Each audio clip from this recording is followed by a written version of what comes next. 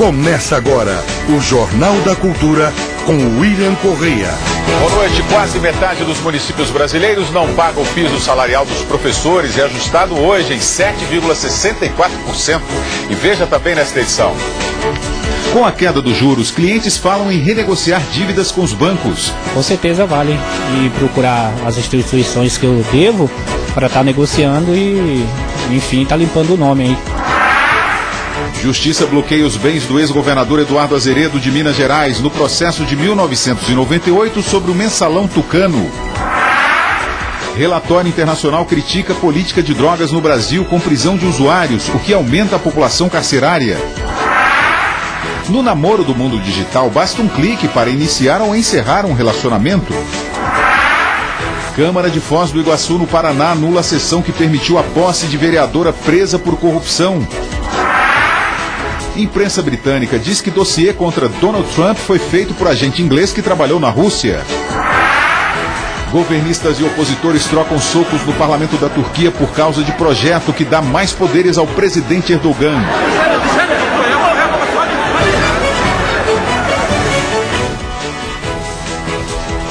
O Luiz Felipe Pondé, professor da PUC da FAP, e o economista Antônio Correia de Lacerda, também professor da PUC de São Paulo. Mande sua pergunta aos nossos comentaristas por meio do Twitter e Facebook do Jornal da Cultura. Menos de 24 horas depois do Banco Central anunciar a queda dos juros oficiais, bancos prometem reduzir suas taxas. O consumidor endividado pode tentar renegociar dívidas para comprometer menos a renda. Paulo tem uma dívida de mais de R$15 mil com cartão de crédito e o cheque especial. O salário de encarregado de supermercado mal dá para quitar as contas básicas do mês. Quando soube da queda da taxa básica de juros, a Selic, ele se animou e quer tentar renegociar os empréstimos com juros mais baixos. Baixando os juros aí, dando uma reduzida, com certeza vale e procurar as instituições que eu devo para estar negociando e, enfim, estar limpando o nome. De acordo com o Procon, o banco não é obrigado a baixar os juros de um empréstimo já contratado porque a Selic caiu.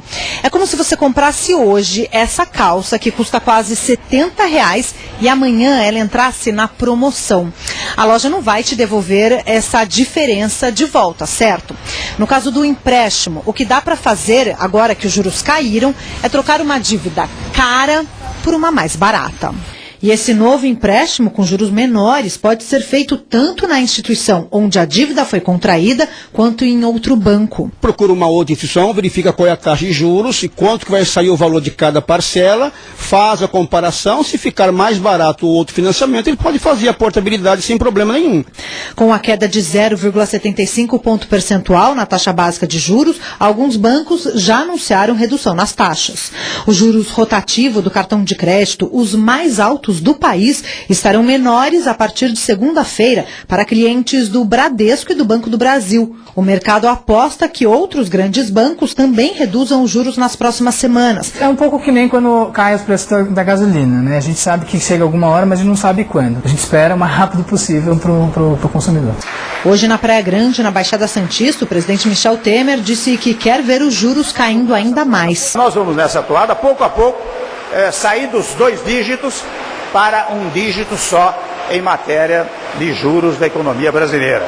Para o consumidor que está inadimplente e não consegue pedir um empréstimo mais barato, o Procon orienta a negociar, mas com cautela. Nós orientamos ao superendividado, qualquer cidadão do estado de São Paulo que esteja passando por esse problema, ao invés de tentar resolver isso sozinho, procurar o auxílio dos especialistas da Fundação Procon São Paulo, aqui do núcleo, para que nós possamos intermediar essa renegociação com eles, que será muito melhor. Boa noite, Antônio Correia de Lacerda. Como é bom sonhar, né, Antônio Correia de Lacerda? Essa redução dos bancos, ela não acompanha a diminuição da taxa básica de juros, ou acompanha? Ela tende a acompanhar, mas a distância entre elas é enorme, né? Por exemplo, a maioria das pessoas que estão endividadas ou inadimplentes fazem a pior opção, que é se financiar nas modalidades mais caras, porque são as mais fáceis. É muito fácil você deixar a sua conta no negativo e usar o cheque especial. E é muito fácil você entrar no crédito rotativo do cartão de crédito, né? Mas são as taxas de juros mais elevadas. Enquanto a gente está falando de juro básico, que é a Selic, de 13%, essas taxas anuais chegam a 400%, 500%, até 600% ao ano. Isso significa que uma dívida que começa em 100%, no final do ano ela pode estar em 500, 600, né? Então a recomendação que foi feita de trocar de modalidade, eu acho que é a grande dica. Quer dizer, na verdade, quem está endividado no cartão de crédito ou no cheque especial tem que sair rapidamente dessa dívida, mesmo que seja assumindo uma nova dívida, mas com taxas mais baixas. Independentemente da queda da Selic, você já tem outras modalidades hoje no mercado, e com a queda da Selic deve ficar um pouco menor, de taxas menores, por exemplo, empréstimo pessoal, empréstimo consignado. Então você tem que comparar essas taxas. Como também foi sinalizado, se você tiver dificuldade, pode recorrer ao PROCON, né? Ajuda do PROCON para você ser orientado de como proceder isso. Agora, por que os bancos e as financeiras se interessam tão pouco em emprestar para os mortais, que somos nós? Porque exatamente a Selic é muito alta e a Selic baliza o financiamento dos títulos públicos, ou seja, da dívida do Estado. Então é muito cômodo, pega todo o dinheiro disponível, como banco, como financeiro, compra a título do governo, rendendo 13% ao ano, sem esforço e sem risco, né? Por isso que o que vai para crédito é muito pouco e com taxas absurdamente elevadas. Pois é, exatamente isso que está falando aqui pelo Facebook o Ricardo do Prado. Ele está falando que eu discordo, William, pois a taxa Selic de 13% ao ano é para investidor.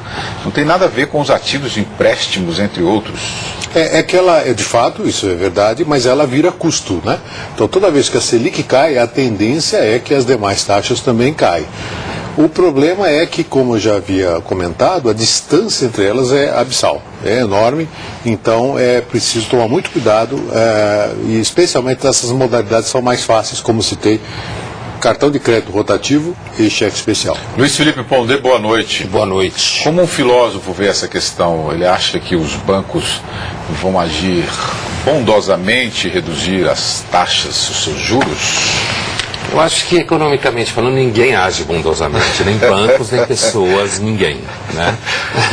Normalmente tem dois tipos de dinheiro, o meu e o dos outros, né? Quando a gente fala do nosso dinheiro, a gente pensa em termos econômicos duros, quando a gente fala de outros dinheiros, pensa diferente. Agora, eu pontuaria na matéria essa ideia de esperança que você começou falando, quando você estava perguntando para o Lacerda, que aparece muito na fala daquele rapaz, né? Uhum. A esperança, quer dizer, sem esperança você não consegue viver, né? É claro que alguém que entende muito do assunto, como o Lacerda, olha e faz análise e percebe que ali está embutido uma certa expectativa que não necessariamente vai acontecer, certo?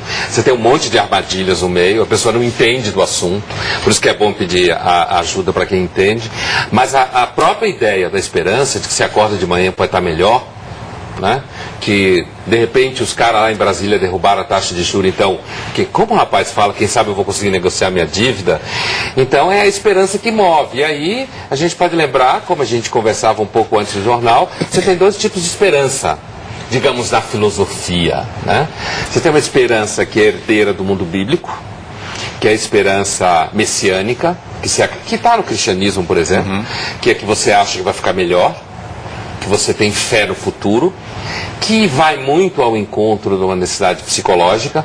Eu acho que pessoas um pouco mais saudáveis tendem a ter mais esperança, porque se não tiver esperança, se não tiver confiança em alguma coisa, você não consegue viver, e até dano psicológico. Existe um outro tipo de esperança que vem da tradição grega, né? A famosa caixa de Pandora, que é um mal que Zeus coloca lá dentro para nos castigar, no sentido que quanto mais esperança, aplicando ao tema, quanto mais esperança você tem que vai dar certo, mais endividado você vai ficar. Essa é a esperança do Zeus. Sempre, nunca sairá do endividamento. Nunca dá certo. Quanto mais esperança você tem, pior você fica.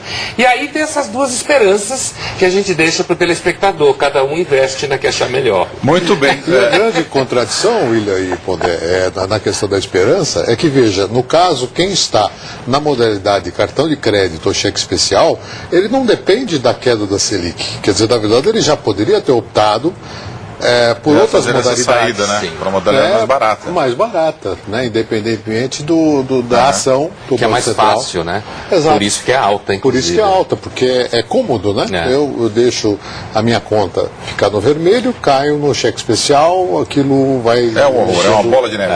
O Roberto Toné dizendo pelo Twitter, Antônio Corrêa, você acredita que com a queda dos juros, a redução dos custos bancários será repassada aos consumidores? Ele acredita mais ou menos, né? Isso. O Félix Nascimento, essa queda de juros é totalmente ilusória, onde já se viu mais de 400% de juros ao ano no cartão e mais de 200% do cheque especial. É um distanciamento muito grande da 13% da taxa Selic. Muito grande. Né? A taxa básica em si ainda continua muito alta. Por que ela continua alta? Como é que a gente mede isso?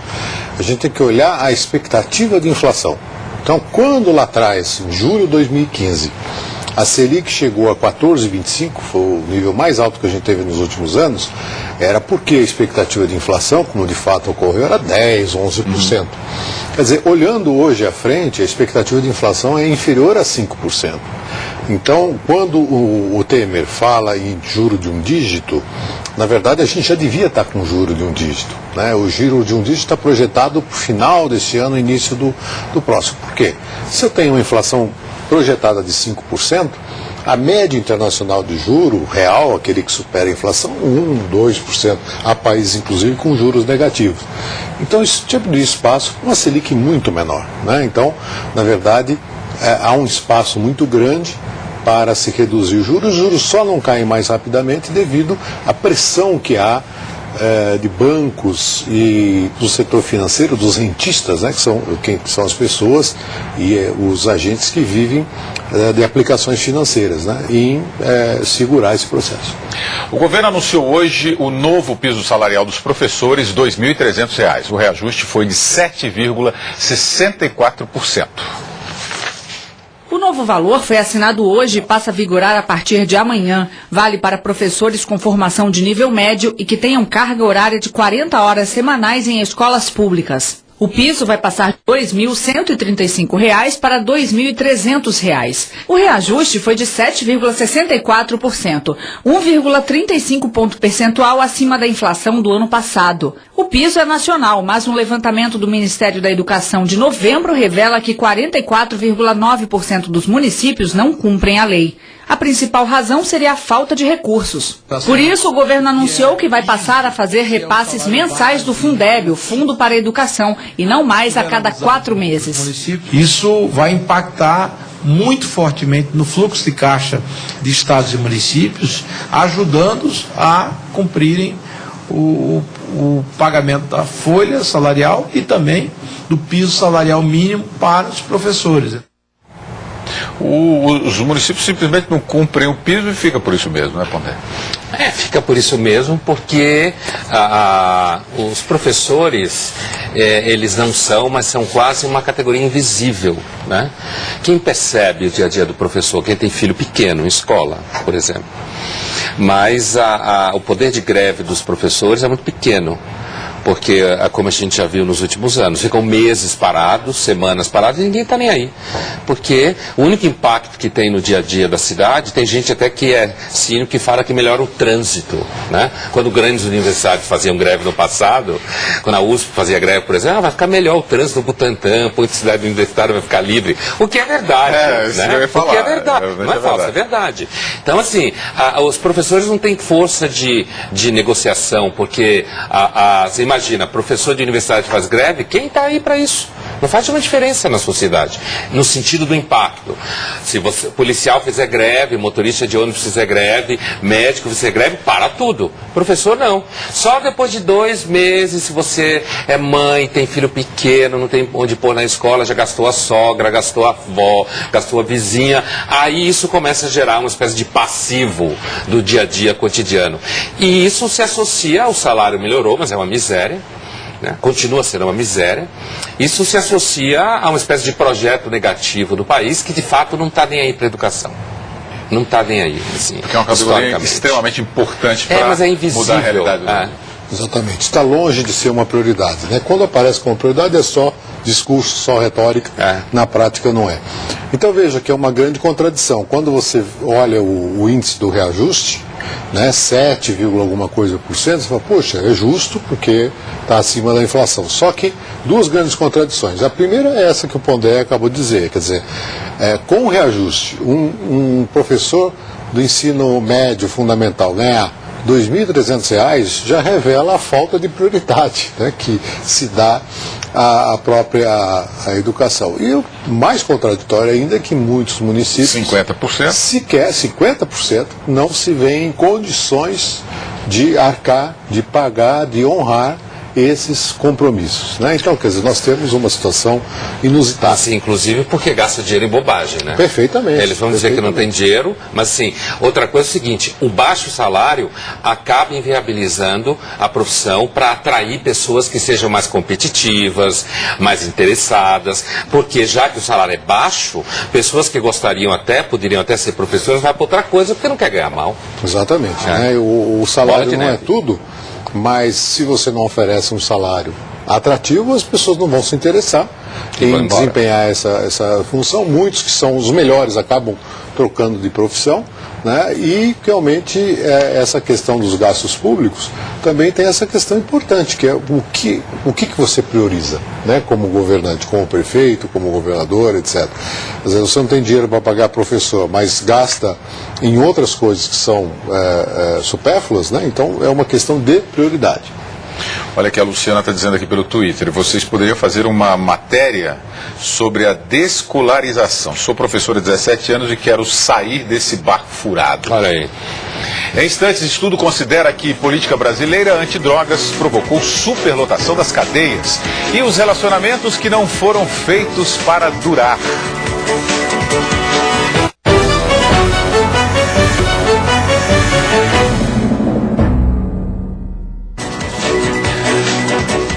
A política de drogas foi um fator chave para a superlotação carcerária no país. É o que revela um relatório internacional.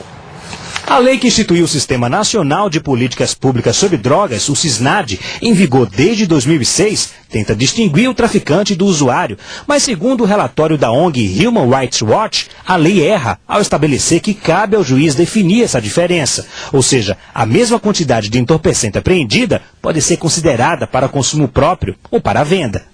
O relatório aponta forte influência da política de drogas no aumento das prisões. Em 2014, era responsável pelo encarceramento de 28% dos homens e 64% das mulheres. É preciso revisitar essa lei, é preciso revisitar os critérios para diferenciação de quem é o quê, e é preciso verificar que quem comete crimes não violentos precisa ser dadas outras alternativas, a prisão que não seja a manutenção de um sistema totalmente falido. Um recurso que discute se é crime a posse de drogas para consumo próprio está parado no Supremo Tribunal Federal desde 2015, quando o ministro Teori Zavascki pediu vista do processo.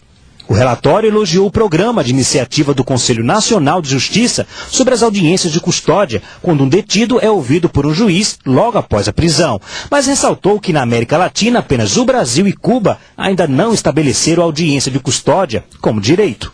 Hoje, em reunião com os presidentes dos tribunais de justiça de 25 estados, a presidente do Supremo Tribunal Federal, ministra Carmen Lúcia, pediu um esforço concentrado com juízes auxiliares nas várias execuções penais do país. O objetivo é analisar os processos de presos provisórios e decidir quem pode responder em liberdade. A ministra quer começar o mutirão na próxima semana. No meio da tarde, mais um crime dentro do sistema carcerário.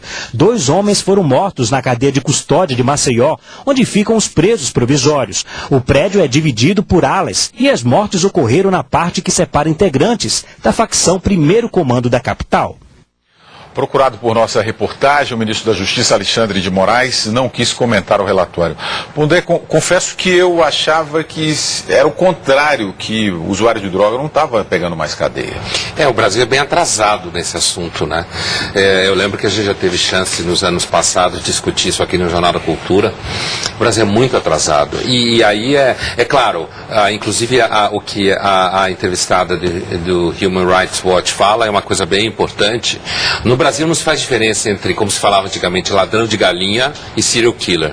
certo? Quer dizer, o que ela fala é que, dependendo do crime que você comete, você podia receber outro tipo de punição. Não significa dizer que não recebe punição. Porque às vezes a gente tem uma posição também, às vezes, imediatista no dia a dia, porque você fica irritado, porque é assaltado, e com razão você fica irritado, eu acho que tem toda a razão de ficar mesmo, e acho que tem todo mundo ir pra cadeia. Não funciona assim. Porque na realidade você enche a cadeia, então uma pessoa que, sei lá, como eu dizia, como se falava antigamente, é ladrão de galinha, ele entra na cadeia, começa a conviver, tem que tomar uma decisão, entrar para uma facção, porque senão matam ele, porque as facções funcionam como governos dentro da cadeia. Se você não entra para a facção, você não é protegido. Então você acaba entrando para o crime, quando na realidade você estava meio borderline ali, sabe? Você estava numa situação que se empurrassem você para outro lado, você podia ir para outro lado. Jogam você na cadeia, às vezes você é um usuário de droga, você precisa de tratamento, você vai parar na cadeia, ou precisa de algum outro tipo de procedimento, e lá você vira traficante, bandido, assassino. Então isso é um assunto que eu acho assim, ninguém em sã consciência no país discorda. O sistema é falido, ultrapassado, e essa coisa de ficar enchendo a cadeia de gente é um dos melhores modos de fazer com que as cadeias virem produção de crime. O Rony Mancuso aqui, Lacerda, um dos judiciários mais absurdamente caros do mundo, e essa situação vexaminosa, o sistema está falido em sua totalidade. Na verdade, é uma incompetência generalizada na administração pública. Porque você tem essa tendência, né, e que às vezes até ganha apelo na opinião pública, de que encarcerar as pessoas é a solução. E, como lembrava o Pondé, primeiro que é uma pós-graduação do crime. Ele faz uma pós-graduação intensiva, 24 horas por dia, com base dos crimes. Segundo, onera o Estado, porque na hora que você tira o indivíduo da sociedade e coloca ele dentro da prisão, aquilo tem um custo muito elevado. E em certos estados, muitíssimo elevado. Muitíssimo. Como em Manaus. Terceiro problema, ele não é julgado porque você tem o problema da morosidade na justiça, às vezes ele é um preso provisório, e dado as organizações, as facções, a rivalidade que há, ele acaba sendo, por exemplo, assassinado, como infelizmente ocorreu agora, já estão quase 100 mortos, né, nos episódios mais recentes. O Estado vai indenizar as famílias, né? Então, percebe, você tem um sistema ineficiente, né? Mais custo para a sociedade. Então, o que aparentemente está protegendo a sociedade não resolve o problema, porque esse cara lá dentro, ele tende a se tornar até mais perigoso do que quando entrou, quando ele poderia estar com penas alternativas, não seria um ônus para a sociedade, tá certo? E abriria a possibilidade de uma recuperação sem o risco, inclusive, do Estado ter que indenizar as famílias. Vivemos num mundo onde as coisas mudam rapidamente, seja em casa, no trabalho e até nos relacionamentos amorosos. Esse conceito de que nada é para durar foi definido pelo pensador polonês Zygmunt Bauman como modernidade líquida. Namorar agora é assim, por aplicativos e redes sociais. O Alessandro já se acostumou a começar e terminar relacionamentos com uma simples mensagem de celular. Eu acho que relacionamento assim pelo aplicativo não é tão... a pessoa não fica tão apegada assim. A tecnologia aumentou também a lista de amigos. Uns 700 por aí. Uns 350 mais ou menos. Quantos você conhece de verdade? Assim, amigo mesmo?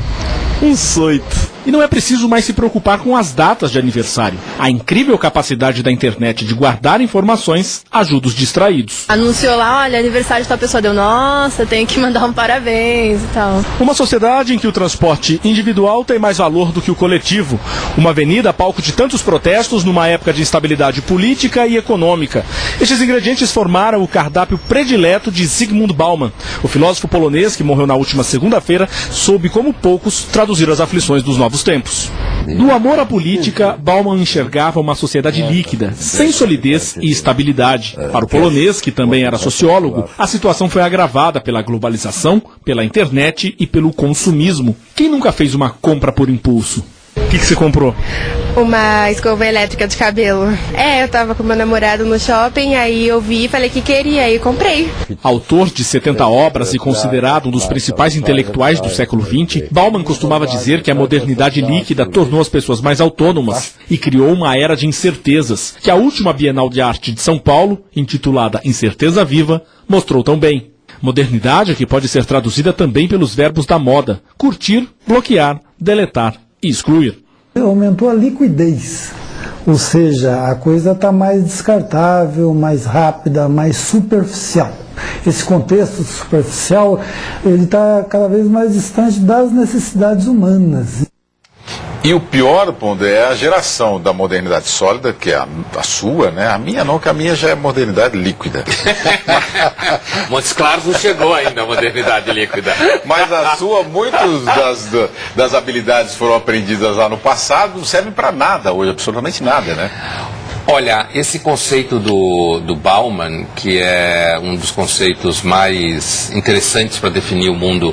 O Bauman, ele escreveu um livro chamado Modernidade e Holocausto, que é mais ou menos, ele situa mais ou menos ali no Holocausto uma espécie de fronteira em que a modernidade teria começado a dar problema. Ela provocou, inclusive, o Holocausto. Ela provocou o Holocausto, isso é inclusive uma das razões para se ter perdido um pouco a fé na política, a fé na ciência, a fé no Estado e tal. Agora, essa ideia de líquido, vale lembrar, o Bauman tira de uma ideia que está presente do marxismo, que é aquela ideia de que no capitalismo tudo que é sólido desmancha no ar. É daí que vem a ideia do Bauman. Significa que nas relações instrumentais estabelecidas pelo dinheiro, a única coisa que vale é o dinheiro. Então tudo mais é redefinido pelo dinheiro. O dinheiro é a única coisa sólida como valor. O resto todo pode ser relativizado pelo dinheiro.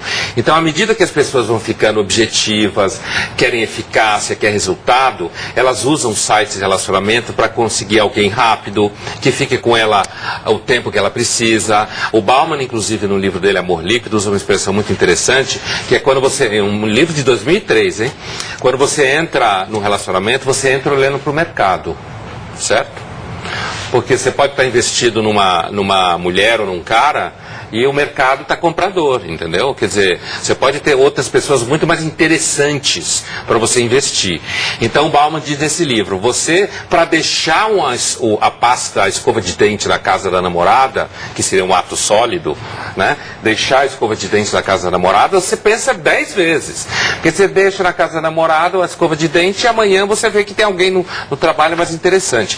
Então, o líquido que o Bauman fala... Mas como tudo é líquido, você pode comprar outra escova de dente? Você até pode. Você pode deixar várias escovas de dentes em vários lugares. Você vai ter problema depois. Mas assim, né? Mas assim, o que ele quer dizer é que as relações, elas são muito instrumentais, elas são muito pautadas pela lógica de custo-benefício, e nesse sentido as pessoas vão virando máquinas de cálculos. E essas máquinas de cálculos vão produzir interesses cada vez mais ágeis. E é isso que o entrevistado dizia. Você usa um relacionamento você usa site de relacionamento, você acaba um namoro ou começa um namoro pelo WhatsApp, é muito mais ágil. Você não tem que ir na casa dela, você não tem que dar desculpa, não tem que ver ela reclamando ou ele reclamando. Você manda uma mensagem e diz fui. Partiu, certo? E vai embora. Então isso acaba produzindo um sentimento de que as pessoas são líquidas, não valem nada, e é isso, a modernidade líquida. No mercado também tem muito isso, né? Também, muito volátil, né? Muito instável, né?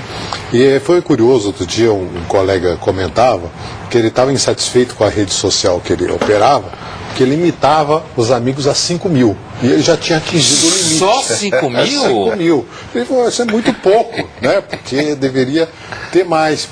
Porque ele falou que estava recebendo uma quantidade imensa de pedidos, né, de amizade. Então, quer dizer, essa sociedade líquida, né, que está mais talvez para gasosa, né? Não é nem mais líquida, né? Gasosa, é a sociedade da quantidade, né? Eu me lembro de uma música antiga do Roberto Carlos, que dizia que eu quero ter 1 milhão de amigos, né? Como algo impossível. Profeta. E hoje talvez até via a amizade virtual você consiga ter 1 milhão de amigos, entre aspas, né? Que na verdade são mais contatos e totalmente instáveis, né? Que podem ser substituídos de uma maneira muito rápida. E no tempo da sociedade sólida, a gente até lembrava aqui no intervalo, a rede social se dava na colocação das cadeiras na calçada, para as pessoas interagirem. No interior, né? Nos bairros, aqui nos bairros de São Paulo também, né? E o próprio ato no início da televisão, de assistir televisão, era um ato social porque você se reunia na casa dos vizinhos, dos poucos vizinhos que tinham Olha aqui, Luizão. Para a gente encerrar esse assunto, Talion Platero, pelo Twitter, hoje as pessoas preferem guardar os momentos nas redes sociais do que na memória.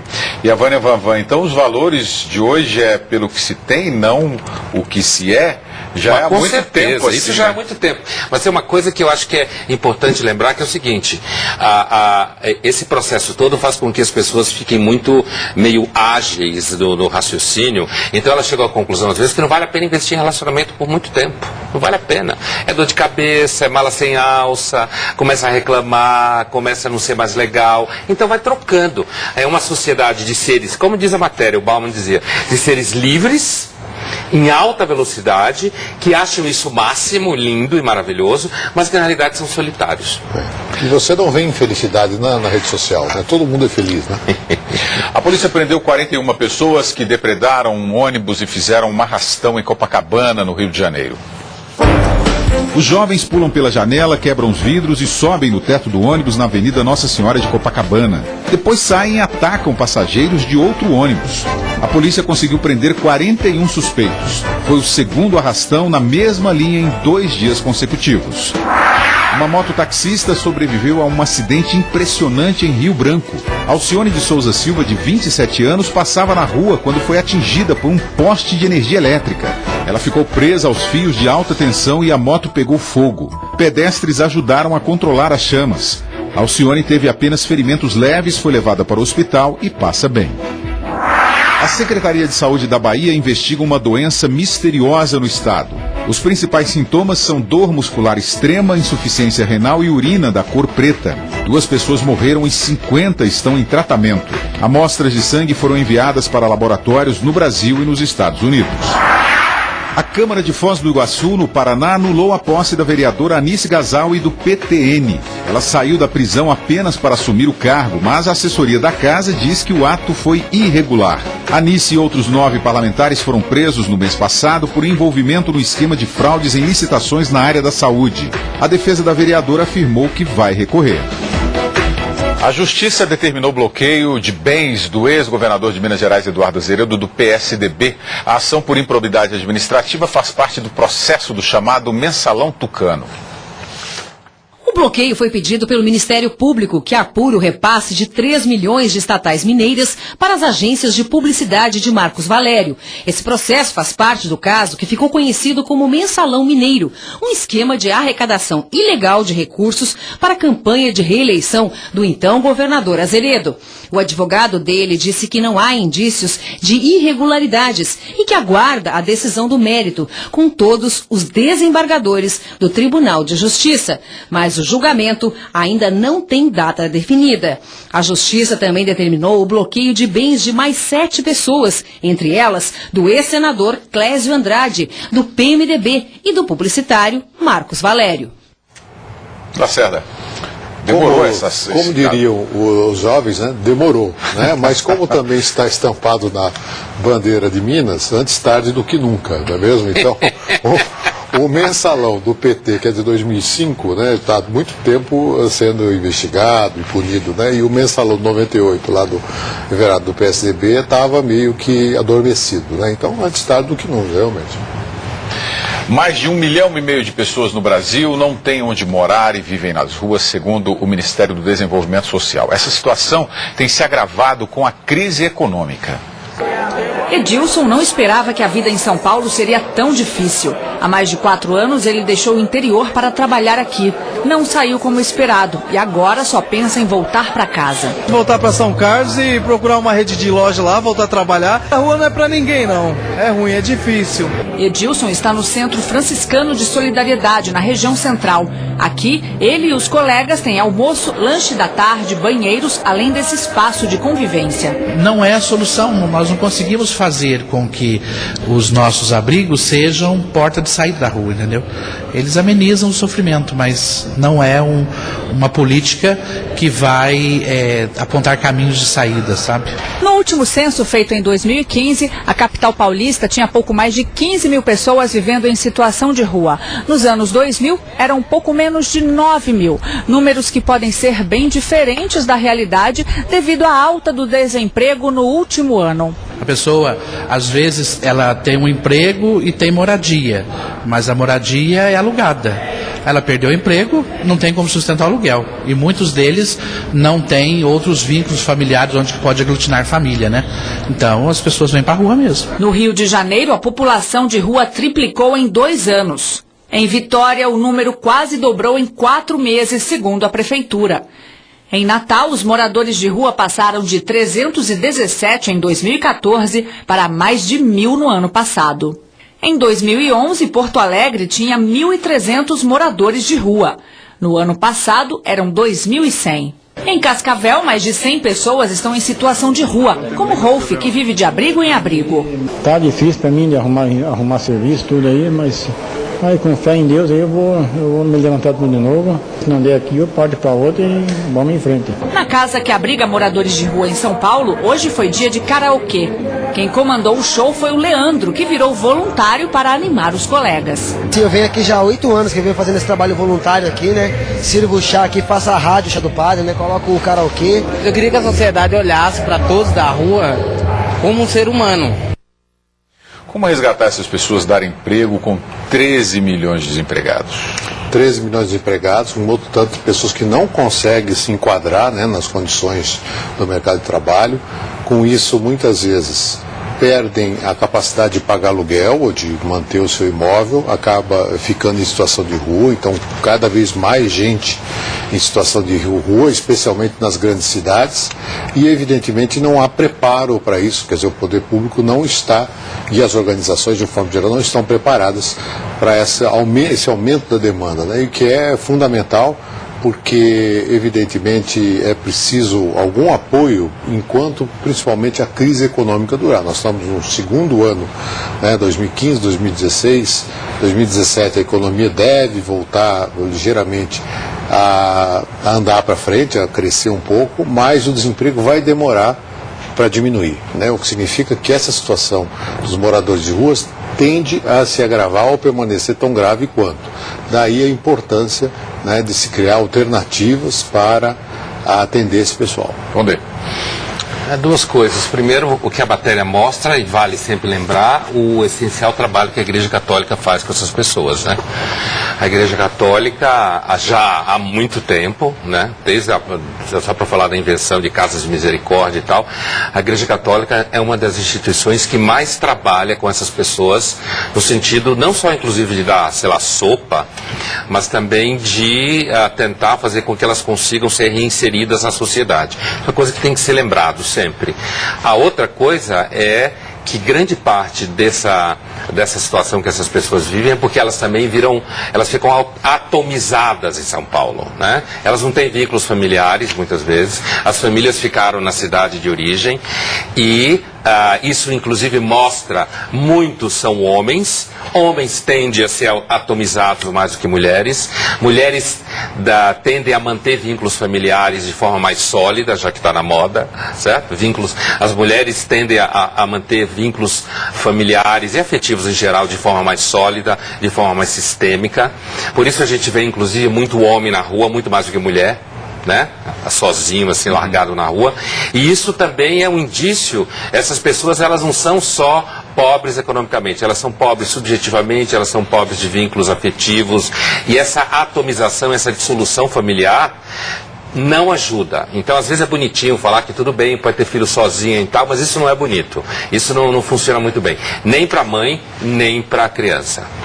A seguir, desemprego em alta reduz as faltas de quem tem trabalho. E a pancadaria no parlamento da Turquia por causa do projeto que dá mais poderes ao presidente.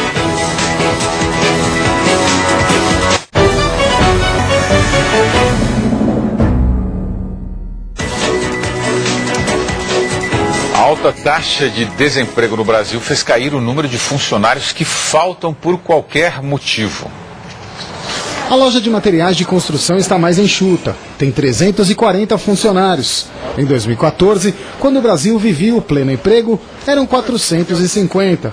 A redução no quadro provocou outra mudança no comportamento dos que ficaram. O cidadão, quando diz que vai faltar, ele avisa antes.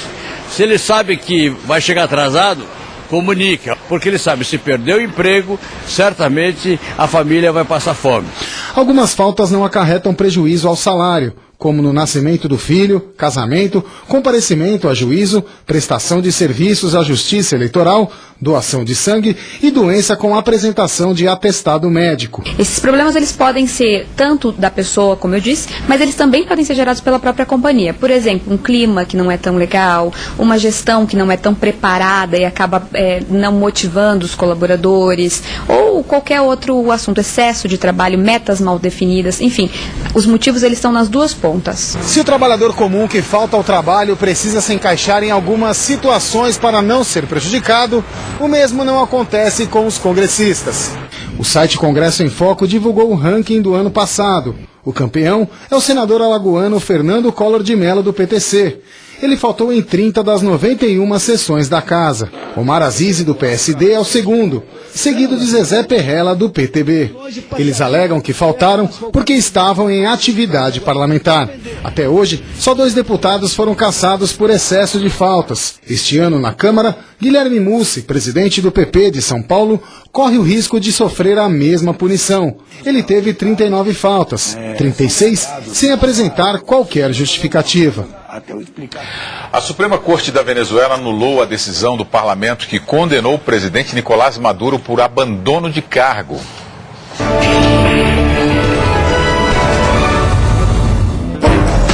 O Superior Tribunal de Justiça anulou a sessão de segunda-feira quando a oposição, que é a maioria no parlamento, declarou que Nicolás Maduro abandonou as atribuições do cargo de presidente em meio a uma grave crise política e econômica. Na ocasião, os opositores também pediram a antecipação das eleições presidenciais de 2018. Hoje, Maduro atacou o parlamento e acusou a oposição de abuso de poder.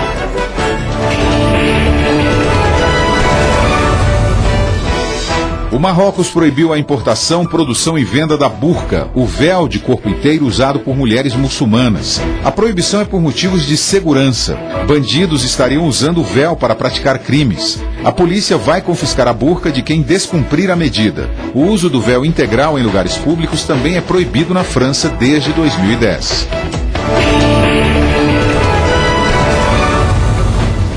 Uma briga generalizada entre parlamentares turcos paralisou a votação de um pacote de reforma constitucional. Membros do partido governista e da oposição trocaram socos, chutes e empurrões no plenário da Assembleia. O polêmico pacote, se aprovado, dará mais poder ao presidente Tayyip Erdogan. A proposta precisa de votos de pelo menos 330 dos 550 deputados para ir a referendo popular. Mais poder ao Tayyip Erdogan, Condé? Olha, isso é uma tragédia, né? Assim, a Turquia é um país lindo, que o turismo foi pro saco, porque está todo mundo com medo do terrorismo, que não é causado diretamente por esse ditador, que é importante dizer, o Erdogan é um ditador, e essa briga no parlamento é porque ele está tentando, a semelhança do Chávez e o Maduro, que são outros ditadores aqui na América Latina, eles estão tentando manobrar para destruir qualquer malha de resistência ao Erdogan na Turquia. E ele se perpetuar no poder. Então, inclusive essa violência que está acontecendo na Turquia, por conta de segurança e tal, é resultado também, e não é uma opinião, isso aí é um estudo, é resultado também do que o Erdogan está fazendo depois do golpe que tentaram tirar ele do poder. E vale a pena lembrar que o exército turco sempre representou, nos últimos 100 anos, grosso modo, o vetor modernizador, secularista e democrático na Turquia.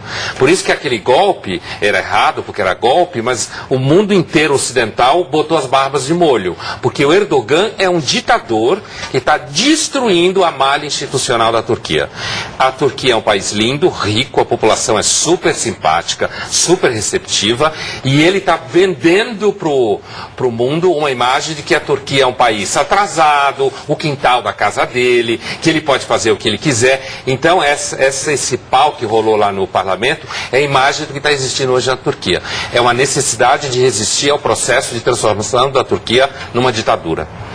Veja a seguir, ex-espião inglês é acusado de produzir dossiê sobre intimidades do presidente eleito Donald Trump.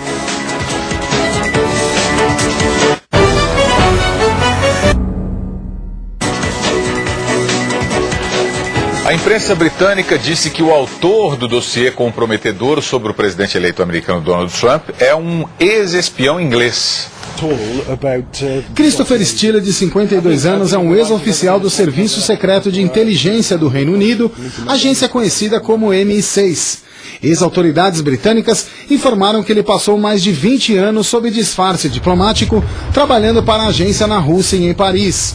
Após sair do Serviço Secreto Britânico, Steele forneceu ao FBI, a Polícia Federal Americana, informações sobre corrupção na FIFA.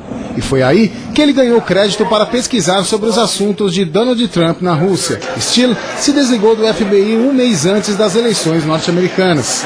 Atualmente é diretor de uma empresa especializada em informações estratégicas e que tem bons contatos com o Serviço Secreto Russo.